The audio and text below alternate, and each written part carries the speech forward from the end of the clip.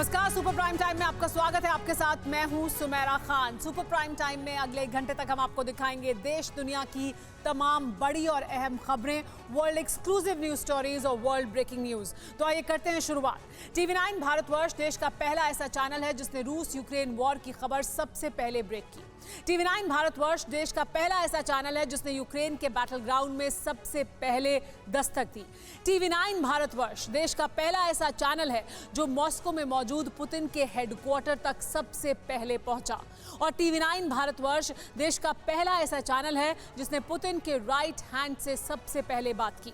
Putin की war strategy से लेकर रूस यूक्रेन जंग से जुड़े हर वो सवाल पूछे जिनका जवाब आप जानना चाहते हैं। तो चलिए अब आपको पुतिन के उस राजदार से मिलवाते हैं, उसकी ऑन कैमरा गवाही सुनाते हैं वर्ल्ड बिग एक्सप्लोसिव इंटरव्यू में।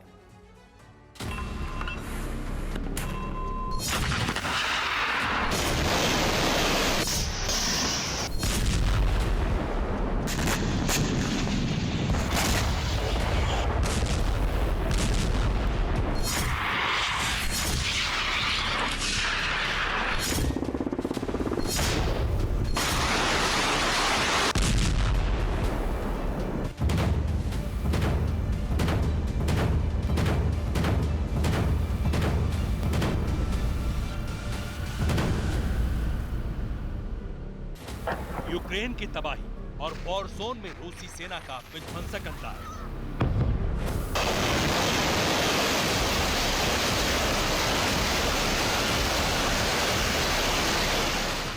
अगर इसके पीछे कोई शख्स है तो वो है रूस के राष्ट्रपति व्लादिमीर पुतिन।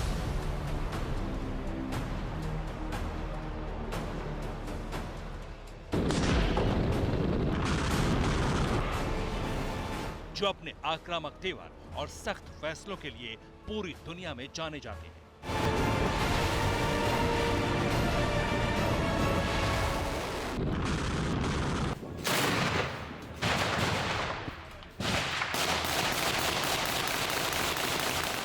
आज की तारीख में प्रेसिडेंट पुतिन अगर ताकतवर है, उनके नाम से बड़े बड़े मुल्कों के पसीने छूट जाते हैं, तो उसकी वजह सिर्फ एक है, पुतिन के सिपहसालार, जिन पर पुतिन आंख बंद करके भरोसा करते हैं, अपने किसी भी फैसले से पहले उनसे बात करते हैं। और पुतिन की उसी कोर टीम का सबसे अहम किरदार आज टीवी 9 भारतवर्ष पर आपको युद्ध की एक एक डिटेल बताएगा। Задача России нацизм это когда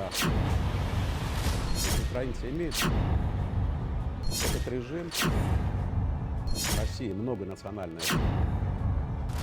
टीवी 9 भारतवर्ष ने पुतिन के सबसे करीबी राइट हैंड माने जाने वाले दिमित्री किस्लोव से खास बातचीत की, वो भी रूस की राजधानी मॉस्को में, रूस के सरकारी न्यूज चैनल के स्टूडियो में। यकीन मानिए, इस वर्ल्ड बिग एक्सप्लोसिव इंटरव्यू को सुनने के बाद बहुत कुछ साफ हो जाएगा। वर्ल्ड एक्सप्लोसिव इंटरव्यू का सवाल नंबर 1, शक्तिशाली रूस का नेक्स्ट वॉर प्लान क्या होगा?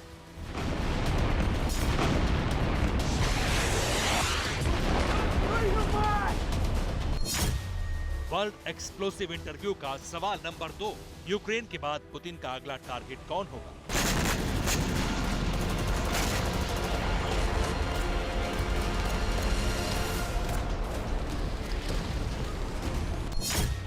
वर्ल्ड एक्सप्लोसिव इंटरव्यू का सवाल नंबर 3, 82 दिनों से जारी प्रचंड युद्ध अभी और चलेगा।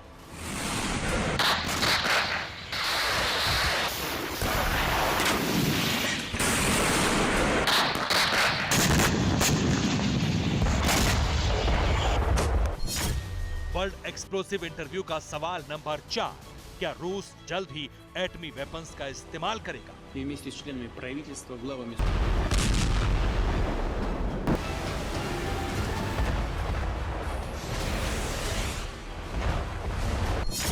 वर्ल्ड एक्सप्लोसिव इंटरव्यू का सवाल नंबर 5, फिनलैंड और स्वीडन के नाटो में जाने पर रूस क्या करेगा?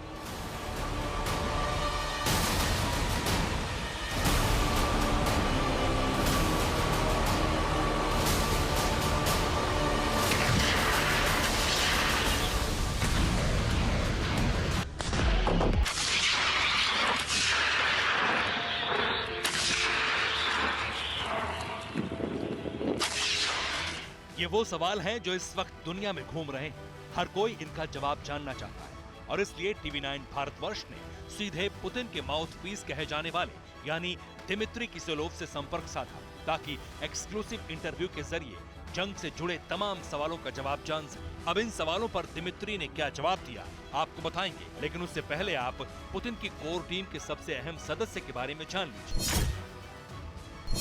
दिमित्री किसेलोव रशियन न्यूज चैनल के डिप्टी डायरेक्टर हैं। साल 2013 में पुतिन ने दिमित्री किसेलोव को ये जिम्मेदारी सौंपी। पुतिन के तमाम फैसलों में दिमित्री का दखल रहता है। पुतिन की हर सीक्रेट मीटिंग में दिमित्री मौजूद रहते हैं। हाल ही में किसेलोव ने ब्रिटेन को एटमी हथियारों की धमकी दी। फिनलैंड और स्वीडन को भी नाटो में शामिल न होने की चेतावनी दी।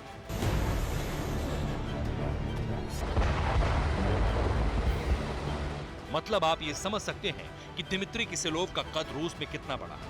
यूं ही क्रेमलिन इनकी हर बात नहीं मानता, यूं ही दिमित्री को पुतिन का राइट हैंड नहीं माना जाता।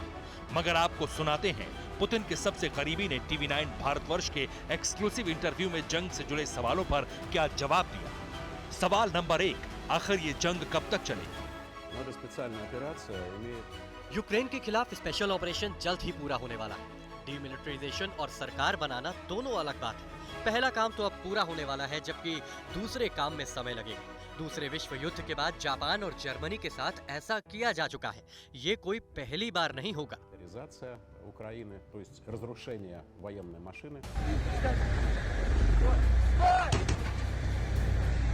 यानी जल्द ही रूस के खिलाफ यूक्रेन मिलिट्री ऑपरेशन को सिर्फ पूरा ही नहीं करेगा, बल्कि यूक्रेन में रूस समर्थित सरकार बनाने पर भी काम युद्ध स्तर पर चल रहा है। फिलहाल थोड़ा वक्त लग सकता है, लेकिन दिमित्री किसेलोव ने यह भी साफ कर दिया कि अभी यूक्रेन का धधकना थमेगा नहीं। मतलब ये कि रूसी सेना का विध्वंसक प्रहार अभी कुछ दिन और जारी रहेगा।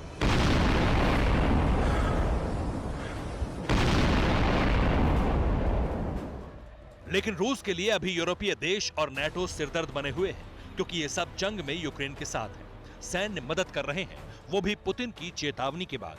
ऐसे में हमने दिमित्री किसेलोव से इस मामले पर भी जवाब जानने की कोशिश की। आखिर सभी यूरोपीय देश एकजुट हो गए तो क्या होगा? फिनलैंड और स्वीडन का नाटो में जाना रूस के लिए कितना बड़ा खतरा है? सवाल नंबर 2, यूरोप नाटो को रूस कैसे हैंडल करेगा? Но речь идет о нейтральных Швеции. Швеция была нейтральной 200 лет. स्वीडन से तो उतना नहीं, लेकिन फिनलैंड के नाटो में शामिल होने को लेकर काफी चिंता है। दूसरे विश्व युद्ध के बाद हुए समझौते के मुताबिक फिनलैंड को हमेशा निष्पक्ष रहना था, लेकिन अब फिनलैंड अपनी पॉलिसी बदल रहा है। इससे रूस से लगी नाटो देशों की सीमा बढ़ जाएगी।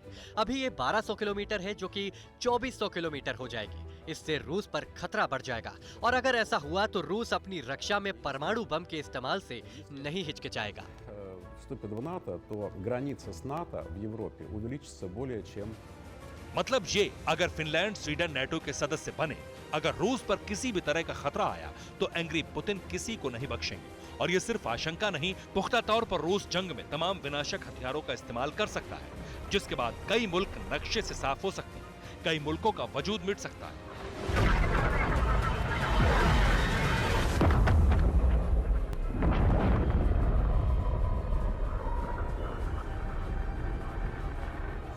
ऐसे में बड़ा सवाल यह भी है, क्या रूस यूरोपीय देशों के अलावा सुपर पावर अमेरिका पर भी हमला कर सकता है? क्या महाशक्ति के खिलाफ जंग का ऐलान हो सकता है? इस पर दिमित्री किसेलोव ने जो जवाब दिया वो बेहद सन्न करने वाला था। सवाल नंबर 3, क्या रूस एटमी हथियारों का इस्तेमाल भी करेगा? Это реальность, мы так говорим только हमारे कानून में लिखा है कि किस हालात में एटम बम इस्तेमाल कर सकते हैं, और राष्ट्रपति पुतिन ने साफ किया है कि रूस की सुरक्षा या संप्रभुता पर खतरा होगा तो एटम बम का इस्तेमाल कर सकते हैं। जब बोरिस जॉनसन ने कहा कि हम रूस को परमाणु बम से उड़ा देंगे, तब हमने जवाब में कहा था कि ऐसा होने पर हम उन्हें तबाह कर देंगे। दुनिया का मतलब केवल अमेरिका और यूरोप नहीं है। अमेरिका और यूरोप के प्रतिबंधों का कोई असर नहीं पड़ने वाला। применение тактическое ядерное оружие на Украине, но это был его домысел. दिमित्री किसेलोव जो कह रहे हैं, अगर वाकई ऐसा हुआ तो इसका क्लियर मैसेज ये है कि रूस के सामने जो भी आया उसका संपूर्ण विनाश तय है। चाहे वो ब्रिटेन हो, जर्मनी हो, फ्रांस हो या फिर अमेरिका ही क्यों ना, रूस पर आंच भी आई तो बिना किसी हिचक के पुतिन एटम बम का बटन दबा देंगे, यानी फर्स्ट न्यूक्लियर वॉर का आगाज।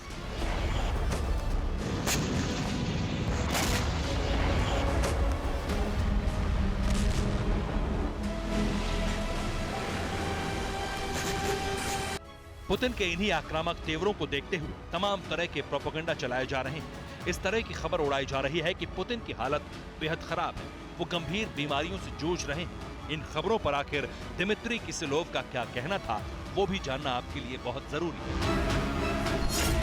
सवाल नंबर 4, क्या पुतिन गंभीर बीमारियों से जूझ रहे हैं?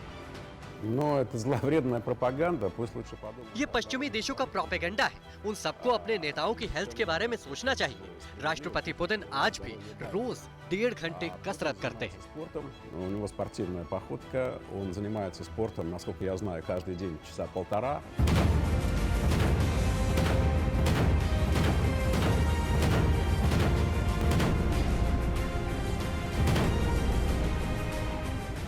बहुत सीधा सा मतलब है, पुतिन फिट एंड फाइन है। भले ही वेस्ट उनके खिलाफ जो भी प्रोपेगेंडा चलाए, उनकी नजर दुश्मन की हर साजिश, हर प्लान पर है। और वैसे भी दुनिया ये बखूबी जानती है कि पुतिन के दिमाग में जो चल रहा है वो सिर्फ पुतिन को ही पता होता है, या फिर उनकी कोर टीम को। और पुतिन के राजदार दिमित्री किसिलोव ने यह साफ कर दिया है कि प्रेसिडेंट पुतिन अभी रुकने वाले नहीं है, क्योंकि प्रचंड वार का सेकेंड राउंड तो अब शुरू होगा।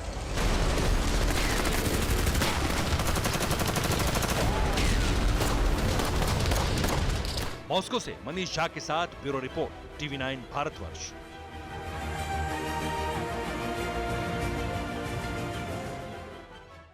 अड़ी सोमवार से शुक्रवार शाम 6 बजे सिर्फ TV9 भारतवर्ष पर।